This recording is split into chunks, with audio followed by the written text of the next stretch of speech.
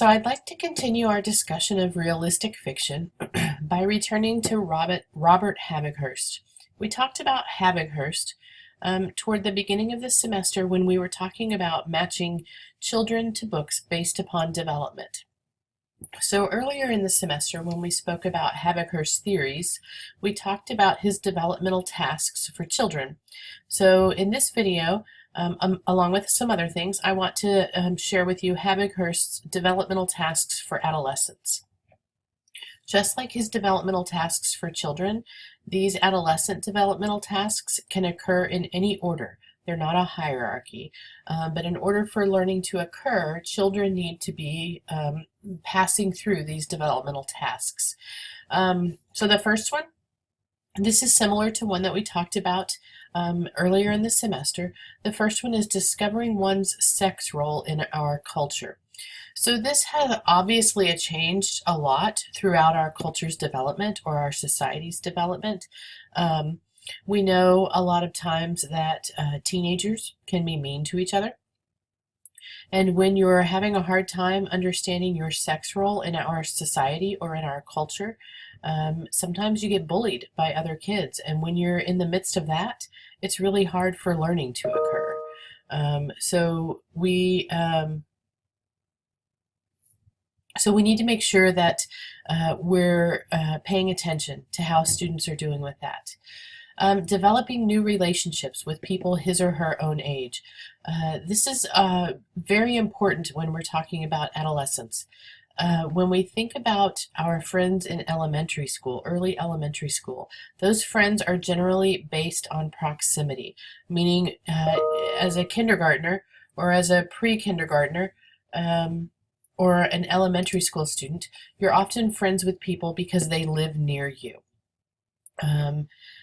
They live down the street. If you think about when you go to junior high, you start to form friendships with people based on interest. So for example, when I went to middle school, when I was in elementary school, I was friends with Amy and Susan, who lived 2 houses down, and Kathy, who lived 3 houses in front of me. When I moved to middle school, 3 elementary schools fed into 1 middle school, and I got to start choosing my electives. And one of the electives I chose was band. So I started to become friends with people who were in the band with me. In fact, I'm still friends with many of those people who were in band with me. That was a long time ago. So you start to make friends based on people who have mutual interests with you. Achieving a comfort level with the opposite sex is another developmental task that students need to accomplish or achieve. Nobody thinks twice about it in elementary. In elementary school, boys and girls think the other sex has cooties. In junior high, that changes, and you can tell when that changes. You can tell when a kid has accomplished that task, when they're comfortable talking to the opposite sex. That's a pretty important task. If they haven't achieved that, they tend to be worried about that a lot, and it's hard for learning to occur. Accepting one's physical body is another one of Havighurst's developmental tasks. They have in their mind kind of this imaginary audience out there, and you guys know, even as adults, some of us have a hard time accepting our physical body, and there's a huge influence by the media, and puberty is a difficult thing to deal with. Changing relationships with your parents. In elementary school, we're very dependent on our parents, but once we hit adolescence, we want to start becoming more independent. And so there's a constant struggle. If you're a parent, you've experienced that struggle quite likely. Working for pay is another developmental task. Kids want to be able to be independent and pay for things on their own, because it's not cool for your parents to drop you off at the movies with your friends and your friends see them hand you a $20 bill. So kids start to find odd jobs they can do to make some money, to have a little, some change to rub together in their pockets. Hopefully, maybe some bills to rub together in their pockets. Finding a vocation. In adolescence, this moves from kind of a distorted view of what you might do when you grow up, like be a rap star or an NBA star, to something more realistic, like I want to be a teacher or a nurse or a firefighter or a policeman or a lawyer. And then also becoming aware of one's value patterns. And very important in adolescence. When you're young, when you're in elementary school, a lot of times your value patterns come from your family. You emulate what you see your parents valuing. When you become an adolescent, you start to emulate what your friends are doing. In fact, that's one of the things that causes that changing relationship with the parents. Your parents don't want you doing what your friends are doing. They want you doing what they believe in. They want you to believe what they believe. In addition to Havighurst's adolescent developmental tasks, something else that you want to keep in mind are the stages of reading maturity that were developed by Margaret Early. And these stages of reading maturity progress from the very newest reader all the way up to a mature reader. And there are 4 stages that Early wrote about in her research. So the first stage is what she termed unconscious delight. And this is a stage of reading maturity where kids tend to get lost in books. They're reading them and they just can't get enough of them.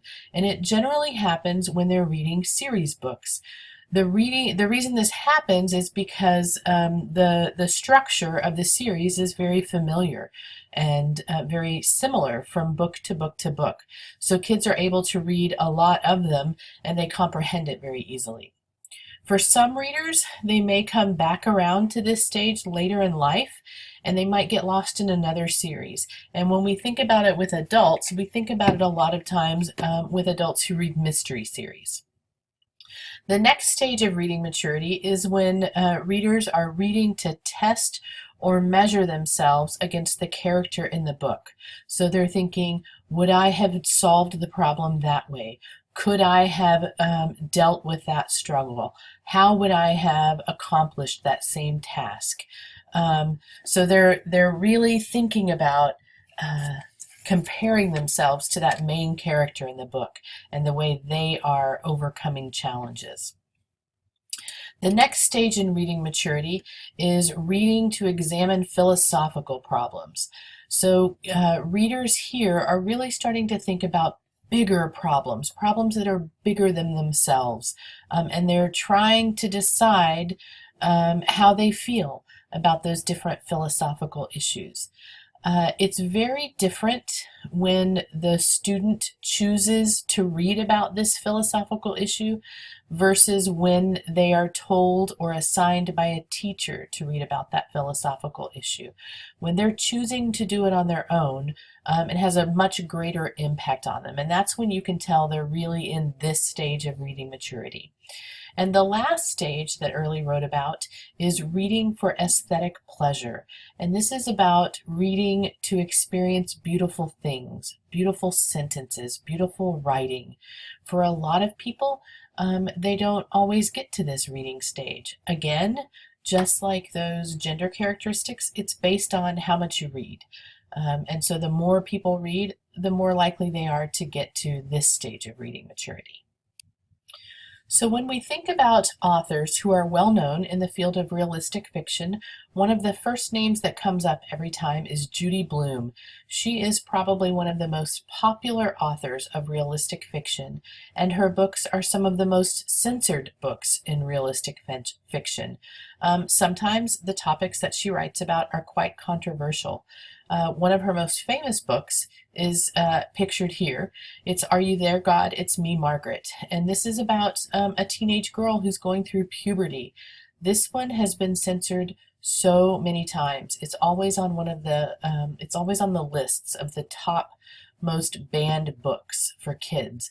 And it's simply about a young girl going through puberty. It gets banned a lot of times because many times parents don't want their kids learning about puberty in a book. They want to be the ones that teach them that. She wrote a book very similar called Then Again, Maybe I Won't. It's about a young adolescent boy going through puberty. So she's explored it from both sides. So she is probably one of the most popular authors of realistic fiction and one of the most censored. Another name that comes up when we think about realistic fiction is Beverly Cleary. She's the author of the Ramona series of books, Ramona Quimby, age 8. Also Dear Mr. Henshaw, very, very well-known author in this field. This is a great example of a piece of realistic fiction. This is called How to Eat Fried Worms, recently been made into a movie. The author's name is Thomas Rockwell. He's actually the son of the famous American artist Norman Rockwell. But How to Eat Fried Worms, basically 13 chapters, 13 different ways to eat fried worms. Very appealing to elementary and middle school readers. Wilson Rawls is a well-known author in the field, even though he only wrote 2 books. But Where the Red Fern Grows was his first book. It is the best-selling dog book of all time. And he wrote a second book, not a sequel, just another book called Summer of the Monkeys. Another notable author in the field, Doris Buchanan Smith. She was an author who wrote about death, and we'll talk about death in another video. But this book right here, A Taste of Blackberries, very well received book. Great way to share a book on the topic of death with students. Shiloh. This is by Phyllis Reynolds Naylor. It is the second best-selling book about dogs for kids. And finally, Gary Paulson. I put him on here because of his Hatchet series. There's Hatchet, The River, Brian's Winter.